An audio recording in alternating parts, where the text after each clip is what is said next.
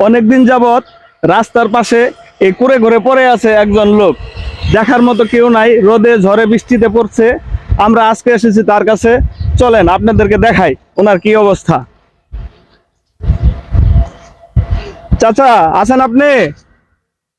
এই যে চাচা, আপনার জন্য খাবার নিয়ে আসছি আমরা। আপনি খাবার চাইছিলেন, কি খাবেন? দেখতে পাচ্ছেন আপনারা কি অবস্থা ওনার। কি খাবেন আপনি? আপনার জন্য খাবার নিয়ে আসছি, দেখেন অনেকগুলা খাবার নিয়ে এসেছি।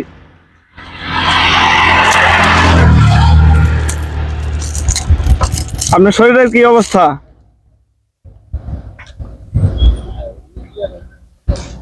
ধরেন,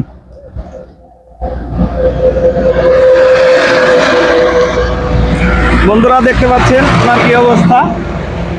আর ঢাকা থেকে এক ছোট ভাই রাসেল মাহমুদ, উনি ওনার খবর ফেসবুকে পেয়ে আমার কাছে 500 টাকা পাঠাইছিল, আমি তার জন্য খাবার নিয়ে আসছি, সেই সাথে আমরাও দেখতে আসছি ওনার যে অবস্থা। উনি ঢাকা টাঙ্গাইল মহাসড়ক ধনবাড়ি উপজেলার জামালপুর জেলার শুরুতে এই একটা কুড়ে ঘুরে উনি দীর্ঘদিন যাবৎ পড়ে আছে। আমরা জানতে পারছি উনি শেরপুর থেকে আগত, যে কেউ একজন এখানে রেখে গেছে, তারপর থেকে এখানে আসছে। এর আগে একদিন আমরা আমাদের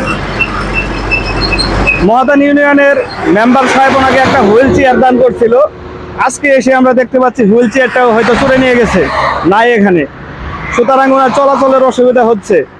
আমি আমার জামালপুর জেলার 14 নং দিকপাইত ইউনিয়নের সকল মানবতার ফেরিওয়ালাদের দৃষ্টি আকর্ষণ করছি, সেই সাথে আমার ইউনিয়নের চেয়ারম্যান এবং জনপ্রতিনিধিদের দৃষ্টি আকর্ষণ করছি, ওনার জন্য যেন একটি চিকিৎসার ব্যবস্থা করা হয়।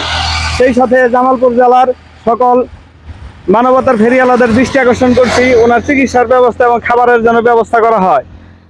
উনি দীর্ঘদিন যাবত অসুস্থ হয়ে পড়ে আছে। গতকালকে আমরা একটা নিউজে, ফেসবুক নিউজে দেখতে পাইছিলাম যে উনি কি অসুস্থ, এমনকি মৃত্যু পথযাত্রী, হয়তো কেউ একজন পুশ দিয়েছিল যে উনি মারা গিয়েছে। তো আমরা তার জন্য আজকে দেখতে আসছি ওনার যে অবস্থা, যে উনি যে মানবতার জীবনযাপন করছেন, ওনাকে অতি দ্রুত চিকিৎসার ব্যবস্থা করা প্রয়োজন। ওনার যে অবস্থা, ছোটোখাটো কোনো ডাক্তার ওনার চিকিৎসা করতে চাচ্ছে না, কারণ উনি মারা গেলে সে দায়ভার কে নেবে। সুতরাং আমি আমার জেলা প্রশাসক এবং কি জামালপুর জেলার অফিসার সার্জনদের দৃষ্টি আকর্ষণ করছি, ওনারা যেন দ্রুত ওনার জন্য কোনো ব্যবস্থা নেয়, এমনকি ওনার চিকিৎসার ব্যবস্থা করা হয়। সবাইকে আমার সালাম, আসসালামু আলাইকুম।